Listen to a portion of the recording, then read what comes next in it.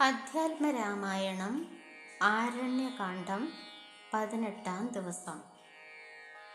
ജടായു മരവുരിയും ധരിച്ച് സന്യാസിയുടെ വേഷത്തിൽ മദനാനന്ദനായി ഭൂമിയിൽ വന്നിറങ്ങിയ രാവണൻ ആശ്രമമുറ്റത്തെത്തി ഭിക്ഷുവിൻ്റെ വേഷത്തിലെത്തിയ രാവണനെ കണ്ട് മായാസീത വിനീതയായി നമസ്കരിച്ചിട്ട് ഭക്തിപൂർവം ഫലമൂലാദികൾ സമർപ്പിച്ച് സ്വാഗതം ചെയ്തുകൊണ്ട് പറഞ്ഞു: തപോനിധേ, അങ്ങ് ഫലമൂലാദികൾ ഭക്ഷിച്ചുകൊണ്ട് അല്പസമയം ഇവിടെ തന്നെ ഇരുന്നാലും എൻ്റെ ഭർത്താവ് ഇപ്പോൾ വരും. അങ്ങയുടെ അഭിഷ്ടമെല്ലാം അദ്ദേഹം സാധിച്ചു തരും. വിശപ്പും ദാഹവും.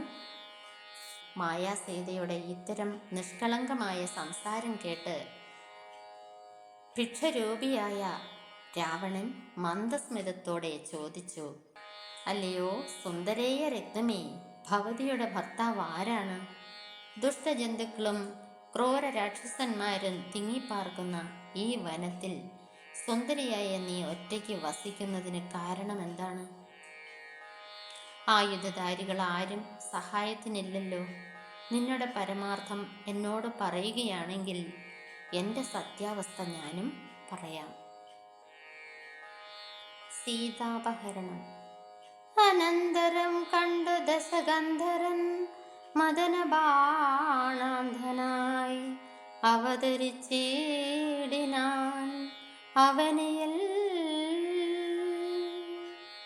ജടയും വൽക്കലവും ധരിച്ചു സന്യാസിയാ ഉടജാങ്കണി വന്നു നിന്നിതു ദശാസ്യനും.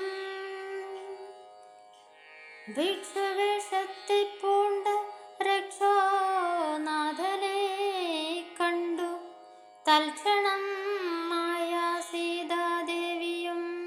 വിനീതയായി നത്വാ സംപൂജ്യ ഭക്ത്യാ ഫലമൂലാദികളും ദത്വാ സ്വാഗതവാക്യം മുക്ത്വാ പിന്നെയും ചെന്നാൾ. അത്രൈവ ഫലമൂലാദികളും ഭുജിച്ചു കൊണ്ടിത്തിരി നേരം ഇരുന്നീടുക തപോനിധേ. ഭർത്താവ് വരുമിപ്പോൾ ത്വൽപ്രിയമെല്ലാം ചെയ്യും. ക്ഷുദ്രഡാദിയും തീർത്ത് വിശ്രമിച്ചാലും ഭവാൻ. ഇത്തരം മായാദേവി മുക്തലാഭങ്ങൾ കേട്ടു സത്വരം ഭിക്ഷുരൂപി സുസ്മിതം ചോദ്യം ചെയ്താൽ. കമലവിലോചനെ കമനീയാംഗീ, നീയാരോമലേ ചൊല്ലിടുക നിൻ കമിതാവാരെന്നതും.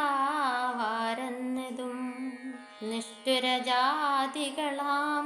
രാക്ഷസാരഥിയായ ദുഷ്ടജന്തുക്കളുള്ള കാനനഭൂമി തന്നിൽ നീയൊരു നാരീമണി താനേ വാഴുന്നതെന്തോ?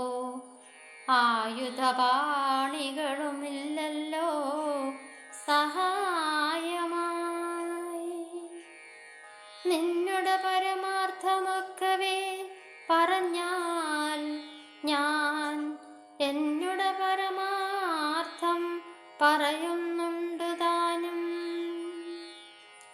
മേദിനി സുതയതു കേട്ടുര ചെയ്തേടിനാൾ.